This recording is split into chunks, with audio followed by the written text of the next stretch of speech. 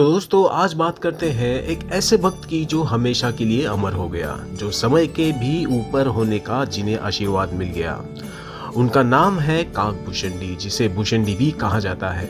हिंदू साहित्य में चित्रित एक ऋषि है। वह रामचरितमानस के पात्रों में से एक है। काकभूषणी को राम के एक बहुत बड़े भक्त के रूप में दर्शाया गया है, जो एक कौवे के रूप में गरुड़ को रामायण की कहानी सुनाते हैं। उन्हें चिरंजीवियों में से एक के रूप में वर्णित किया गया है। हिंदू धर्म में एक अमर व्यक्ति है जो कलयुग के अंत तक पृथ्वी पर जीवित रहेगा।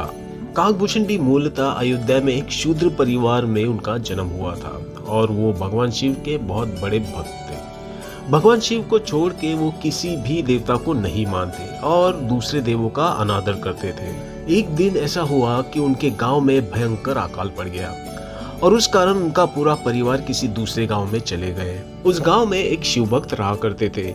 वो जितनी भक्ति भाव से शिव जी की पूजा करते, उतने ही भक्ति भाव से भगवान विष्णु जी की भी पूजा करते थे। काकभूषणी को जब उनके बारे में पता चला तो वो उनके शिष्य बन गए। लेकिन जब वो शिव भक्त ब्राह्मण भगवान विष्णु की पूजा करता तो काकभूषणी उनका उपहास करता, अनादर करता। देवता विष्णु और वैष्णवों का तिरस्कार करते एक बार काकभूषणी ने अपने गुरु का अपमान कर दिया, जबकि वह एक मंदिर में शिव जी की प्रार्थना में लगे हुए थे। ये सब देखकर भगवान शिव क्रोधित हो गए। क्रोधित होकर भगवान शिव ने अपने कृतज्ञ भक्त को सर्प का रूप लेने और एक छोटे जीव के रूप में 1000 जीवन जीने का श्राप दे दिया। काकभूषणी के गुरु को अपने शिष्य की ऐसी दशा देखकर दया आ गई और वो ब्राह्मण भगवान शिव की स्तुति करने लगे, अपने भक्त के लिए क्षमा याचना करने लगे। उस ब्राह्मण देव का अपने शिष्य के ऊपर का प्रेम भाव देखकर भगवान शिव को दया आ गई।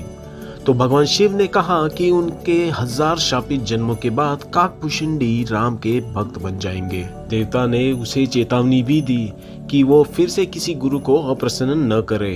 तदनुसार शापित जन्मों के बाद काकभूषणी एक ब्राह्मण के रूप में पैदा हुए और राम के एक महान अनुयायी और एक ऋषि बन गए। अपने 1000 शापित जन्मों के बाद काकभूषणी को इस मनुष्य रूप में जन्म मिला। इस जन्म में भी काकभूषणी को हर बात पर तर्क वितर्क करने की आदत थी, तो वो ज्ञान प्राप्त करने के लिए लोमेश ऋषि के पास गए। लोमेश नाम के एक ऋषि जो निर्गुण पूजा के गुणों पर प्रवचन दे रहे थे, पर काकभूषणी ने इन विचारों को स्वीकार करने से इनकार कर दिया और बार बार प्रश्न करते गए और बार बार लोमेश ऋषि के प्रवचन में विघ्न लाते रहे। ये देखकर लोमेश ऋषि ने क्रोध में आकर उसे कौवा बनने का श्राप दे दिया और काकभूषणी कौवा बन गए।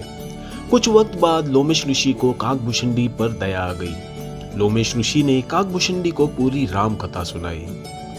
काकभूषणी ये सब सुनकर भाव विभोर हो गए। ये देखकर लोमेश ऋषि को काकभूषणी पर बहुत ज्यादा दया आ गई। उन्होंने कहा कि मैं तुम्हें फिर से मनुष्य बनने का आशीर्वाद देता हूँ, लेकिन काकभूषणी ने मना कर दिया। काकभूषणी ने कहा कि पिछले 1000 जन्मों में मुझे जो ज्ञान प्राप्त नहीं हुआ, वो ज्ञान मुझे कौवे के रूप में प्राप्त हुआ है। मैं धन्य हो गया हूँ, तो अब मुझे इसी रूप में रहने दीजिए। मैं अब इस रूप को त्यागना नहीं चाहता। और तब से काकभूषणी एक कौवे के रूप में रहने लगे। ये देख लोमेश ऋषि काकभूषणी पर अति प्रसन्न हुए और उसे वरदान दे दिया कि वो आज से समय के परे जिंदगी जिएंगे। वो किसी भी आयाम में आ जा पाएंगे। उनके लिए समय का कोई बंधन नहीं रहेगा। वो भूत, वर्तमान, भविष्य के ऊपर होंगे। वो किसी भी समय में आयाम में यात्रा कर पाएंगे। एक तरह से समय चक्र उनके लिए खत्म हो गया हो।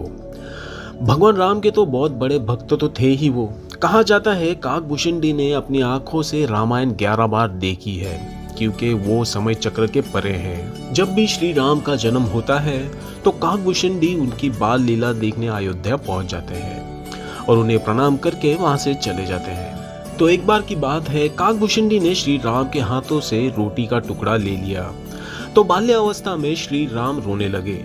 ये देखकर काकभूषणी के मन में लगा कि ये तो जगत के स्वामी है, तो एक छोटी सी रोटी के टुकड़े के लिए रो क्यों रहे हैं। काकभूषणी के मन में शंका उत्पन्न हुई और वो शंका मन में लेकर वहां से उड़ चले। उड़ते उड़ते काफी दूर तक और ऊंचाई पर चले गए और उन्होंने जब पीछे मुड़कर देखा तो श्री राम बाल रूप में उनका पीछा कर रहे हैं और उनके काफी नजदीक पहुंच चुके हैं।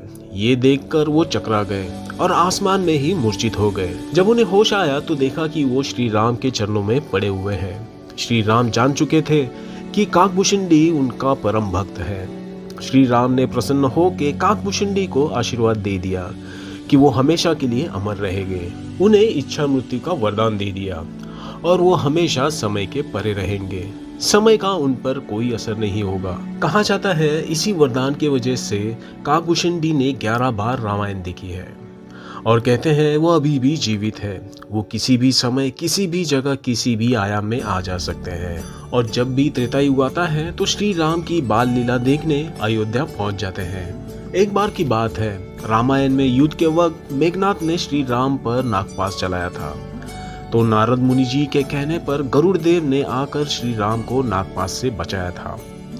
तो उस वक्त गरुड़ देव को शंका उत्पन्न हुई कि वाकई श्री राम भगवान विष्णु के अवतार हैं, तो कैसे नागपाश में बंद गए। ये विचार उनके मन में आ गया। तो नारद जी ने गरुड़ देव को ब्रह्मा जी के पास भेज दिया उनकी शंका दूर करने के लिए।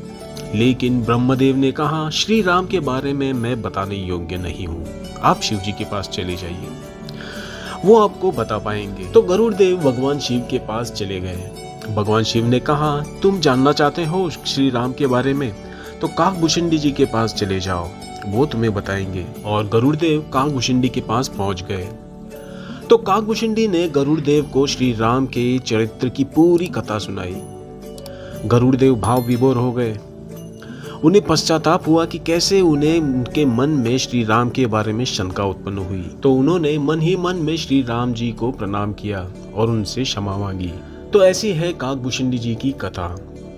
वो अभी भी जीवित है वरदान और आशीर्वाद की वजह से। वो किसी भी रूप में और किसी भी आयाम में जब चाहे आ जा सकते हैं। कलयुग के बाद फिर से त्रेता युग आएगा और फिर से काकभूषुंडी रामलीला देखने अयोध्या पहुंच जाएंगे। दोस्तों, हमारे सनातन धर्म में ऐसे कई सारी बातें हैं जो अब तक काफी कम लोगों को ही पता है। हमारी कोशिश रहेगी कि ऐसे ही बातें आप लोगों के सामने लाते रहें। तो दोस्तों, ये वीडियो अगर आपको अच्छी लगे तो लाइक, शेयर एंड सब्सक्राइब जरूर करें।